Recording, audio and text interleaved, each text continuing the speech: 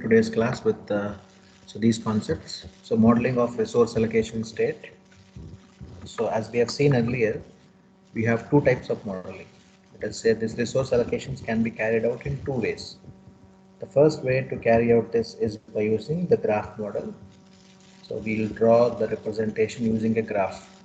So we can use a graph and we can represent it. While using a graph, again we have seen we have two types of things. One is a process. Okay, the other one can be your resource. So this process will represent with circle and resource will represent by using a rectangular shape. And again in this resource, how many number of resources are available, we are representing with the bullet points inside this. If we represent two here, two bullet points, which indicates two resources are available.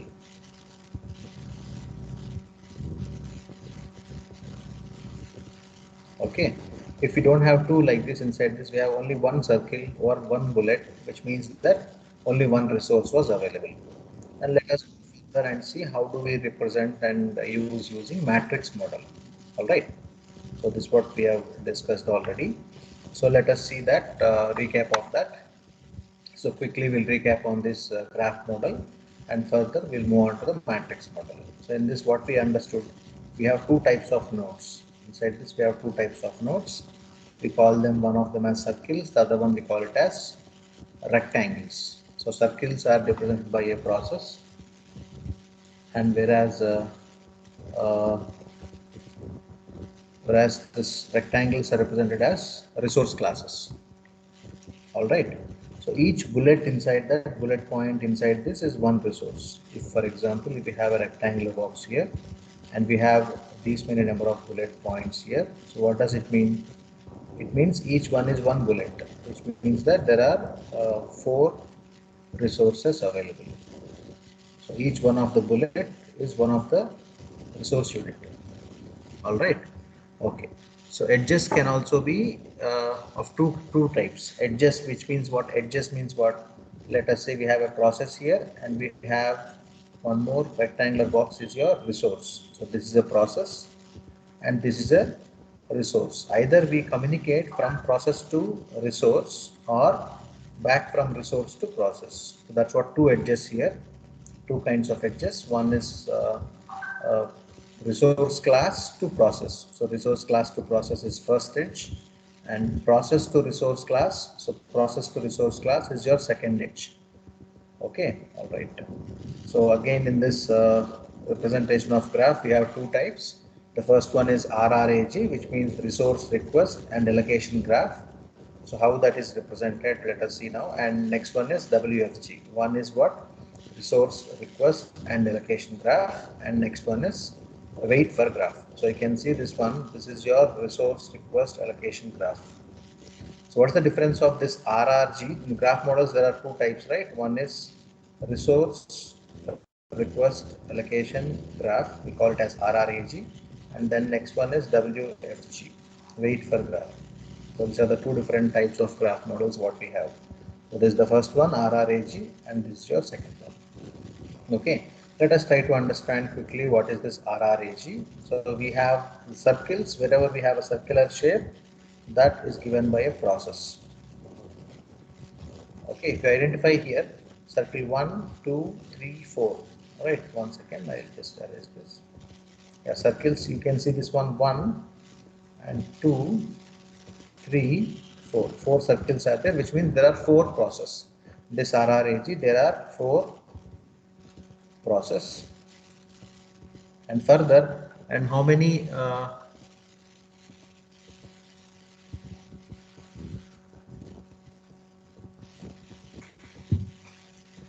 resources are available here?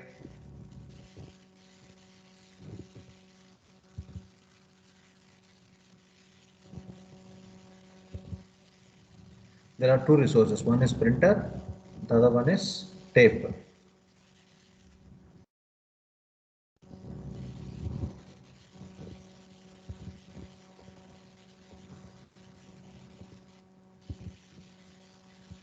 All right, so what all these two resources, one is printer, other one is resource. How many printers are available? one printer is available. How many tapes are available? Two tapes are available. Based on the circular dots what we represent here, we can able to say that how many number of resources are available inside that. Okay, if you want to transform this one, if you want to transform this RRAG to WFG, what we need to do is we cannot able to give multiple resources. The thumb rule of WFG is what? We cannot able to give the multiple resources. Let us say one resource allocation unit should have only one unit to be allocated. Either you can give it or you can take it, whatever. We cannot have multiple resources. So what they did here, you can see here only one resource was available. Let us say that can be a printer, that can be a tape, whatever. Let us assume that that is a resource we have, and you see this resource is requesting to P5. So resource was given to P5, which means this R3 resource, what we have, okay, this has been serving the process P5, but whereas the process P6 and the process P7 are requesting the resource to grant the access. So this is the input what we are given, and this resource is acting like an output. To understand, I am writing input output, but this terminology should not be used in understanding. But to make you easier, I am just trying to say you, which means R3 is serving P5. Until this P5 is disconnected, this R3 cannot be connected to either P6 or can be connected with P7. Okay, so that's what they have shown. They have removed this corresponding block, what we have here. They have eliminated that here, and directly they have bypassed it. How they have bypassed? We have a process P5 and we have a process P6 as well as process P7. So now what they are trying to do anyway, which is given to that. So directly, instead of asking the resource, they're asking the process. So P6 is asking the process P5, P7 is asking the process P5, which means already this P5 itself is having the resource. So they are requesting P5 itself directly. That's what it is wait for graph. Why the name wait came here? Until unless this P5 completes the task, it cannot give the access to either P6 or P7. So that's why this process has to wait. So that's why the name wait for the graph. All right. So that's the recap of the discussion, what we have discussed in the previous class. Now let us see the path in WFG and RRAG. All right. So the path, there are 2 points here to consider. The first point here is the path in a graph is a sequence of edges. See that sequence of edges means what? Let us say we have a process and we have a resource is a process. Okay, and this can be a resource. All right. So when you have a path and a resource, so what we'll do, the graph can be either this way or in the vice versa, reverse way. Correct? Let us say this can be one edge, this can be second edge to understand. So that's what we have, 2 edges, such that the destination node, just 1 second. While you just go through this.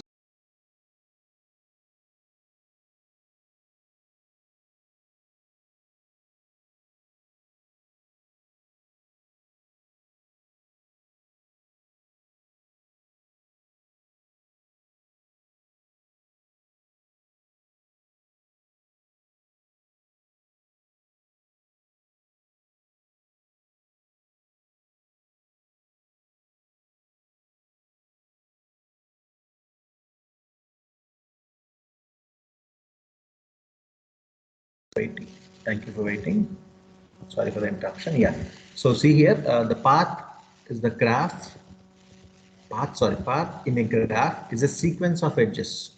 So the path, what it is showing is a sequence of edges such that the destination node of an edge is the source node of the subsequent edge. See that interesting point here. Can you figure it out? What is it? Shall we read again? Yes, the path. We are talking about path. What does this path mean?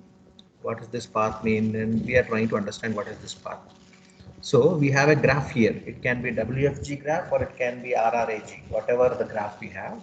So this path in a graph is a sequence of edges. Sequence of edges means what? It can be towards this way or towards the other way. Like let us say, for example, process to a resource, we have this is a process and this is a resource. Anyone it can be a sequence of edges. Sometimes we'll give process to resource, sometimes we'll take from resource back to process. Okay, a sequence of edges such that the destination node of an edge, see that destination node of the edge is the source node of the subsequent edge. So sometimes I am trying to give this to the resource. Okay, so that cannot be a destination node, so that will act like a source node of the subsequent edge. Okay, so this way, let us see that here. Let us try to understand.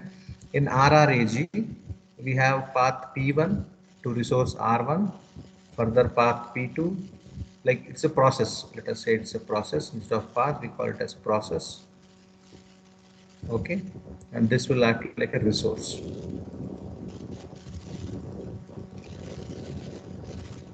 Okay, so one process to other resource we are communicating. From this resource we are communicating to process P2, and further resource to process, it keeps going on to the nth process. Okay, in this way, now let us see now what is this path, right? This path indicates that process Pn has been allocated a resource unit of Rn minus 1, because this Pn, this is the resource for this process Pn. So this is the resource. This point is clear for us. Next, the process Pn minus 1, this one, the process Pn minus 1 has been allocated resource Rn minus 2. So this also is clear for us too. So let us say before that we have something. So let we call it as Rn minus 2. So this is the resource for that, let us say. And awaits for the resource unit Rn minus 1. So awaits for this resource. So that's also clear for us. Now, this is in case of WFG. What is this in case of WFG? What is happening? So it's very simple. We have process Pn. One second. Sorry. Yeah, very simple. Process Pn is having a resource of Rn minus 1. Okay, that is the first point. Second point is what? This process Pn minus 1. This process Pn minus 1 will have this process Pn minus 1 will have another resource Rn minus 2. Okay, and what is the point to understand here is, and awaits, this is the important point, awaits a resource unit of Rn minus 1. So this resource unit, it has to complete, then we can able to get this resource. Okay, so like that it is. That's the path, which means it's coming from Pn minus Pn to Rn minus 1, and from there to here, and from there to here. Okay, whereas in case of WFG, what is the path then in case of WFG? What happens here? Same path would be P1, P2, Pn. So this is not, this like directly there is no resource. Before, what we are trying to do, we are adding the block of resource, correct? Now this resource, we are waiting near the resource, whether it is free, we have the availability or not, we are waiting at this point. Now what we are trying to do, the resource block is eliminated. You see this this one path here, there was a resource here, there was a resource here, there was a resource here. So all these resource blocks are eliminated. These are eliminated. So what will become this equation, if you see that freshly, so if you eliminate this, this is not there, you think, this is not there, you think, and it is not there. Now how it will be? P1, we got P1, P2, we got P2, Pn minus 1, we got Pn minus 1, Pn, we got Pn. It's very simple that in case of RRAG, we need the resource blocks and we need to wait for these resource blocks to get accomplished. But whereas here, if you eliminate them from there, it becomes your WFG. The path would be much more simple comparatively. Okay, so these are the graph models we have seen. So then now we'll let us see how the deadlock will come here. The concept is deadlocks. How we get the deadlocks in this graph models. Okay, so the deadlock cannot exist unless an RRAG or WFG contain a cycle. If we have a cyclic process, we have a deadlock. What is cyclic process? You see this one. Let us say its starting point is 1. It went to 2. Again it went to 3. Again it came back to 4. 4 came back to 1 again. So the cycle it became now 1 to 2, 2 to 3, 3 to 4, and 4 back to 1. So when we do like this, like a cyclic fashion, then we get a deadlock. Okay, it's like this. It is. There are 4 people here. Let us say, understand a simple example. 1, 2, 3, 4 people. This person is having 100 rupee with him. He has given the 100 rupee to second person. Second person gave to third person gave to fourth person again gave to first person. So it's like everyone are involved in it, which means until unless he get this resource, he cannot give. Until unless this is done, this cannot be completed. So it's like this. It is. To understand this technically, let us see this here. To understand this technically, what was the meaning of this? We have 2 resources. One resource is a tape. Sorry. So one resource is what? Tape, other one is printer. So we have one resource of printer, one resource of tape. So process PI is asking, I want the printer access. Process PI is asking, I want the printer access. But printer access is given to PJ. This access is given to PJ, and this is asking here, but it is not allocated, nothing. So, but this one don't want the printer, it want the tape. But tape is being given to PI. So deadlock. It's like you have a blue pen with you and you have a black pen with you. Okay, there are 2 people, PI and PJ. So PI want blue pen. So this one we want. Okay. Similarly, this PJ want black pen. But what happened? They have given reverse.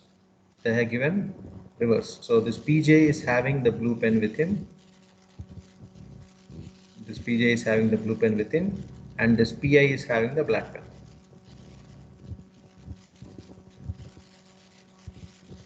Okay, so it's like this. It is. You understood that what is happening? So it became a deadlock. He cannot use it. He cannot use it, and he also cannot use it. Like PI cannot use this block, PJ also cannot use it. So it became a deadlock. It became none of them can use it. The requirement is different. The have is different. So here also PI and PJ want printer or tape, any one of them. The vice versa is available. So we got a deadlock. Now how do we break this deadlock? How to detect we got a deadlock? So these are the interesting concepts. How do we detect it and how do we break it? Okay. So next one, we have a cycle in an RRAG does not necessarily imply a deadlock. When we have a cycle here, it does not necessarily imply a deadlock. The deadlock chance is there. Okay. They have a cycle, they have a chance to get deadlock, but it doesn't accomplish that it will have a deadlock. When if a resource class has multiple resource units, what is the meaning of it? A cycle in an RRAG does not necessarily imply a deadlock if a resource, see this one here, same thing, but here we have one more additional resource. One more additional resource was there here. Now, even though it is happening something like this, but we have an additional block here. So now the deadlock may not happen. Okay. So in this case, when this PK, this one, when this PK completes the tape unit, okay, can be allocated to PJ. Once, see this one, the one tape unit is given to PI, the other tape unit is given to PK. In this case, this PK will complete the task, you think.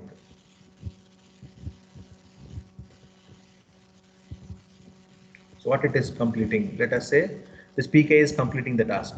In that case, as this PI is requesting this one, right? So it will give the access to this after discontinuing it, so that deadlock can be eliminated. When we have a multiple resources, then the deadlock will not happen. A simple example. All right. Any doubts in this? Any questions on this?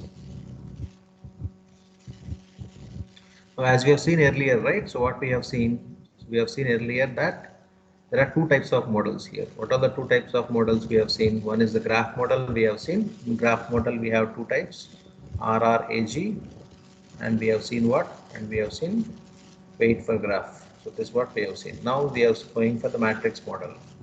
Okay, what is this matrix model? Let us go through. Whatever resources we have represented in the form of a graph. So that's clear for us. Now we need to represent as a matrix. So we know matrix, right? What is this n cross r? N means what? N means what? N is the number of processes. So this one, n is the number of processes. And what was this r? This r is the number of resources. This n is the number of process, whereas this r is the number of resource. So if you have four resources and if you have four process we have, and we have five resource, what is the matrix size? It is like P cross R, so it's like 4 cross 5. You see this one? Can you say this? How many number of processes are available? 1, 2, 3. So it's like 3 process. And how many number of resources available? 1, 2. The matrix size is 3 cross 2. Similarly, if you want 4 cross 5 matrix, what will happen? Process P1, P2, P3, P4. There are 4 processes, which means 4 rows we have. Okay, and we have 5 columns: 1 resource 1, resource 2, and so on up to resource 5. So we need 5 columns: 1, 2, 3, 4, and 5. All right, so this is the matrix what we have. This matrix can be of 4 cross 5 size. An example. All right, if you look at this one here, this resource is 3 cross 2. This resource is 3 cross 2, which indicating that there are 3 process and there are 2 resource. Let us say first resource is printer, second resource is tape, the process 1 is PI, process 2 is PJ, process 3 is PK. Now there are 2 types again here in this. You could kindly observe here carefully: allocated and requested. So when you see the graph, actually this is the process graph and this is the resource graph. Okay, if I give the resource to the process, it's allocated or it requested. What is it? This was the resource and this was a process. Now whether it is allocated or requested, which one is that? Similarly, the other way, we have a process and we have a resource. This is a resource and this is a process. Now process to resource we are trying to write, whether it's allocated or it's requested. Which one to strike off in this, which one to strike off in this? Quickly. Any one of you?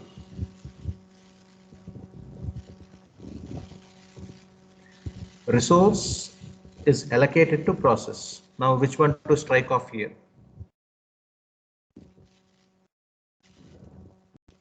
Resource is allocated, so it is not requested. Now process is requesting the resource, so it's not allocated.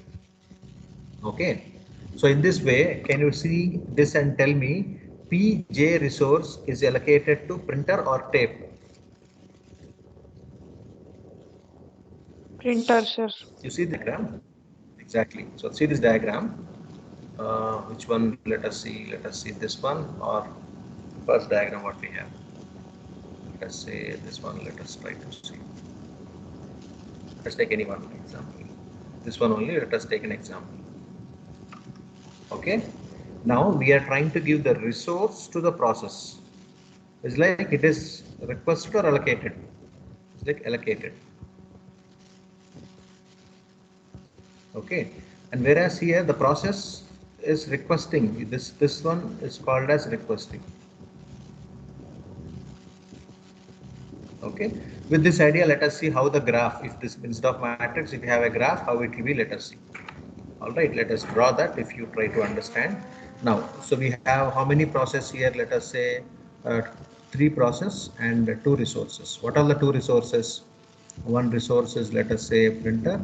The other resource, let us say, is a tape. Now you see, however you want, you can draw the graph. It's up to your imagination. We are trying to draw the allocated part. Allocated part is what? So we can understand from this total printer is requesting or allocating whatever it is. 2 dots are there. Printer, let us say we give 2 circles, and tape we have 1, 2, 3, let us say, right? So tape, let us say 3 we can give. for understanding. Let us see our understanding is right or wrong. This is a printer and this is the tape.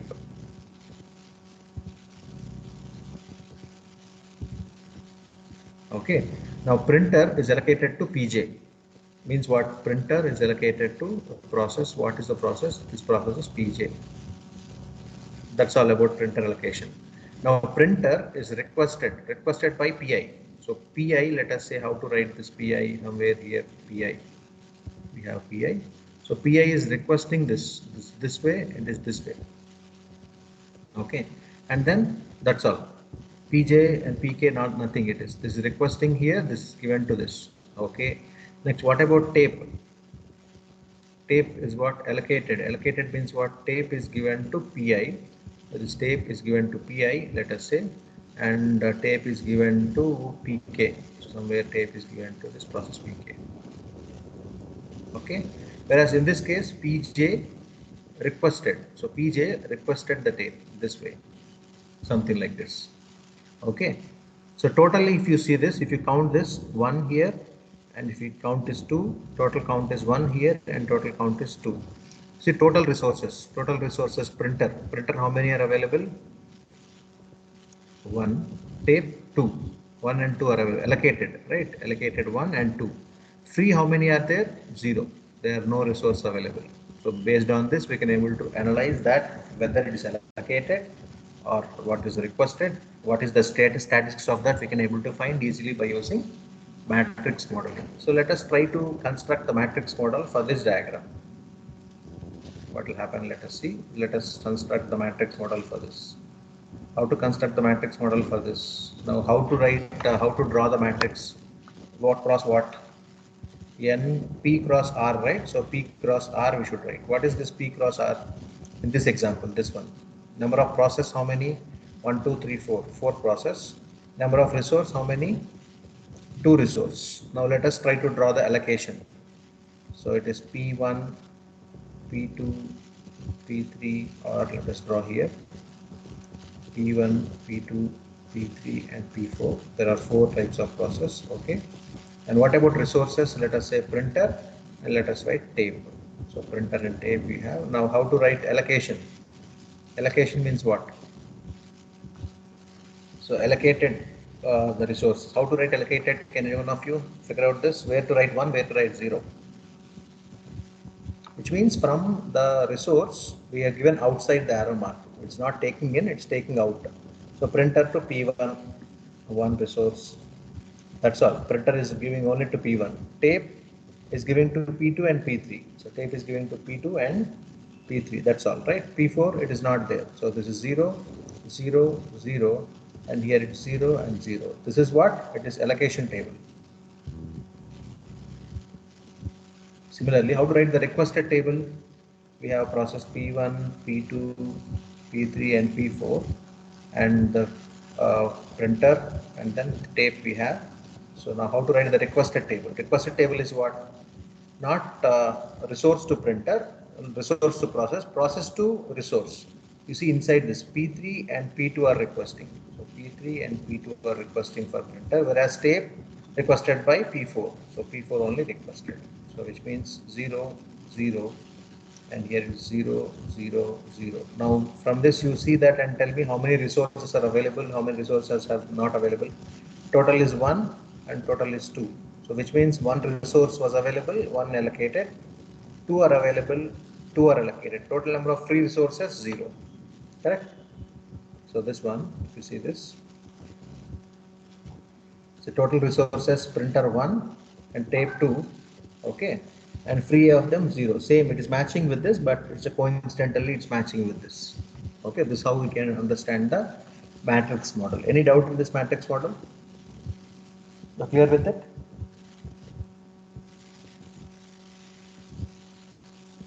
So what is this matrix model? Where we are trying to see, which concept we are trying to see?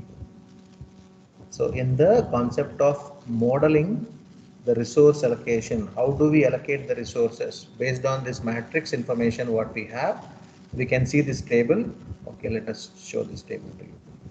We can see this table and we can able to figure out, yes, any free resource available or not. Yes, it's available, you give the resource.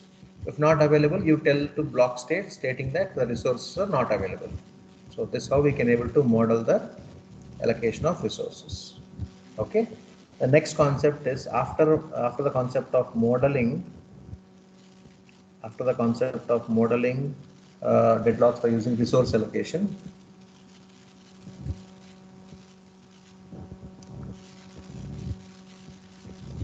the next concept after this is how do we handle the deadlocks. After that, the next concept is it's very simple concept. How do we handle the deadlock? How to handle it means what? Means if you got a deadlock, how we are trying to eliminate that, or how do we go further if you got a deadlock? So what all things are there? Approach, deadlock detection and resolution. So we have to detect it first. If you want to handle anything, you should know that it got a problem. Let us say you're traveling on a you're traveling in a car and tire got punctured. You need to know how do you handle the situation. First, you need to know the tire got punctured or the air is not there or what is the problem. You should know first, and after that you take an idea. Based on that, you go ahead with that. Similarly, we need to know that deadlock has happened. Then we can able to resolve it. Next is we see that it will not happen at all. We'll prevent it. And second thing is we'll avoid it. So deadlock detection, deadlock prevention, and deadlock avoidance. You see this carefully here. Three keywords you try to remember. What are the three keywords here? Detection, prevention, and avoidance. Let us see one by one. How do we detect it? The kernel is going to analyze the resource state. The resource state means what resources are available or it is used or consumed. It will check that and check whether deadlock exists. So by seeing this resource state, it will assume or it will predict the deadlock, whether deadlock is available, existing or not existing. So based on this information, it aborts some processes and allocates the resources held by them to other process so that the deadlock ceases to exist. So what is this deadlock detection and resolution? The kernel is going to analyze the resource state and it will check whether deadlock is existing or not. First thing. First is what? This one, right? Deadlock detection. It's been done by using this kernel. Okay, whether it's existing, the deadlock is existing or not is what first we'll find. If existing, okay, because of some processes, then what it will do?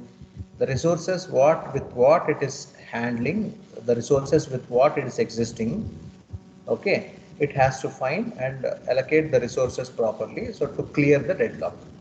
Like we have seen the problem here, right? Let us say this is the problem what we have seen. Here we understood like deadlock may happen here. So we added one more resource here so that the deadlock added one more resource here and one more process here so that the deadlock may not happen in this case. So like that, we need to detect it and we try to resolve this. So this what is the first point. What's next? Deadlock prevention. How can we prevent the deadlock to happen? So what mechanisms if used, we can prevent it. So by having a resource allocation policy, we have a separate policy for that allocation of resources. It will ensure that four conditions of the resource deadlocks mentioned. So these four conditions what we have seen 8.2 just now. What are the four conditions what we have seen? That is four conditions. Non-shareable, no preemption, hold and wait, circular waits. So based on these things, it will check for if any of these things are happening. Circular you have seen, right? This is existing, you may get deadlock. Hold and wait, you may get deadlock. No preemption, you may get deadlock. Non-shareable resources, sometimes you get deadlock. Based on these conditions, we are able to avoid these conditions so that we can able to prevent the happening of a deadlock. Okay, that is deadlock prevention. Okay, so next is deadlock avoidance. What is this avoidance? Again, the kernel is going to analyze the allocation state to determine whether a granting of a resource request can lead to a deadlock. in the future. So if let us say we have a resource with us, if this resource is given to some of the process, this resource is given to some of the process. By stating that, we assume that in future, if we give like this, we get a problem, then we don't give that. That's by using the resource allocation techniques we need to manage it, and we should be careful in not giving the resource to the process. So that if we give now, that because of that we get some problem in future. Okay. Only requests that cannot lead to a deadlock are granted. So we'll give a request, we'll give the resource to a process, whichever is possible we'll give, but you should see that that will not uh, grant us a deadlock in future. So based on that we allocate the resources. That way we can avoid the deadlocks, right? And keep pending until they are granted. So other resources are kept in pending unless they are granted. Whichever resources we feel like it is going to create a deadlock, those resources we should be careful in allocating, and based on this action we can able to prevent the deadlocks. So thus because of this the deadlock will never arise, will not arise at all. We can able to avoid the deadlock. So three conditions are there. How do we handle deadlocks? First one is detection. Already we got a deadlock. We should find we got a deadlock and we should move on, right? With the help of a resolution. Second is deadlock prevention. We'll try to prevent it. Second is we'll try to avoid it. So these two are looking close. What is this prevention and what is this avoidance? You should be very careful with these two. Where we are preventing it, but we are not stopping it, but we'll take some precautions. Whereas here we will see that it will never happen. That's what we are going to tell it is avoidance. Okay. So these are the things about the deadlock handling. About what? Deadlock handling. So let us just summarize what next class we are going to do. So in the next class we are going to do deadlock detection and resolution. So as we have seen here, right? So these three things. So in that the first thing is what? Deadlock detection and resolution. So this one we are trying to see in the next class. How do we going to detect the deadlock and how we are going to resolve it? So that's the next topic, deadlock detection and resolution. So this concept we are going to discuss in the upcoming session. All right. So that's it for today. Any questions and queries, you're welcome.